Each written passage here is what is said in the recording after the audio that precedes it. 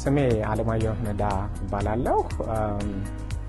እኔ ባክግራውንዴ ፋይናንስ ነው፣ አካውንቲንግ ነው የተማርኩት። ዲግሪዬም አካውንቲንግ ላይ ነው። ከዛ ማስተርስ አካውንቲንግ ሰራው። ሲፒኤም ጨርሼ ነበረ 2008 አካባቢ ነው ወደዚህ ሀገር የመጣሁት። እሱን አካውንቲንግ ላይ እየሰራሁ እኔ ኢትዮጵያ ያለሁ እዚህ ሀገር ስመጣ አኮምፕሊሽ አደርገዋለሁ ብዬ አስበው የነበረውና ከመጣ በኋላ ያገኘሁት ነገር አይመጣጠንም ነበር እና what is the best option፣ ሌላ ኦፕሽን የተሻለ ምንድነው የሚለውን ስፈልግ አይቲ ላይ በጣም ሰዎች ደህና ሲከፈላቸው እና ስራውን በጣም ኢንተረስቲንግ እንደሆነ ሳይ ወደዛ ሄድኩኝ። ወደ 2010 አካባቢ ወደ አይቲ ገባሁ። ማንበብ ጀመርኩኝ። 2011 የመጀመሪያ ስራዬን ጀመርኩ። 2013 ካምፓኒን ዴማንዳ ቴክኖሎጂ አቋቋመን። ዋናው ዴማንዳ ቴክኖሎጂ አቋቋምኩበት ምክንያት እኔ አይቲ ሳጠና በጣም ቻሌንጅ አድርጎኝ ነበረ። ብዙ ጋይድ የሚያደርገኝ ሰው አልነበረም።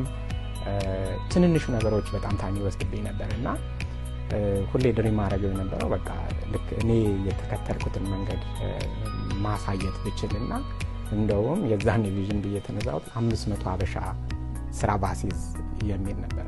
መጀመሪያ እንደውም ካምፓኒ ከመመስረቱ በፊት ሰዎችን ቤታቸው እየሄድኩ ነበረ።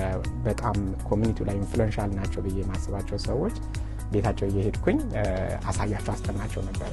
ከዛ ከባለቤቴ ጋር ስናወራ too much ከልጆች ጋር የሚቻል ነገር ሆኖ አላየሁትም እና እሷ ምንድነው ሰጀስ አደረገ እንደዛ ከምታ ክላስ ነገር አድርገው አንድ ላይ ብታስተምር የሚል ስትጠይቀኝ እኔ ይሄ ሁሉ አመት አይቲ ላይ ያሉ ሰዎች እንኳን ያላደረጉት እንዴት አሁን እኔ ባስተምር ማን እንደሆነ ይገመቱ ይማራል ሁሉ ስላት እስቲ ጀምረውና ታየዋለህ ነበር ያለችኝ እና 2017 እሱን ስንጀምር የመጀመሪያ ክላስ እንደውም ትዝ ይለኛል ወደ 17 ሰው ተመዘገበ ማለት ነው። አንድ ተማሪ የአዲስ አበባ ዩኒቨርሲቲ አብረን ነበር የጨረስነው። እሱ ስራ ሲይዝ ፎ ያልኩኝ ማለት ነው። እዚህ ግሎባል በቃ የሚደረግ ይሰራል የሚል ነገር ታየኝ። ከዛ እያለ ቀጠለ። በጣም በቃ ሰው ስራ ያዝ ብሎ ሲደውልልኝ በቃ ዛት ወዝማይዴ በቃ ብራይት ይሆንልኛል። ስቲል እሱ ነገር አሁንም እንደዛ ነው ፊልም ማረጋው።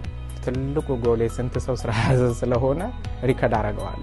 ሰዎች ስራ ያዝኩኝ ሲሉኝ ትራክ አረጋቸዋለሁና እስካሁን ባለኝ መረጃ እንግዲህ ቢያንስ 1300 ሰው አሁን እንደውም በቅርቡ ሪሰንትሊ ከዛ በላይ እየጨመረ ነው ብዙ ሰው ስራ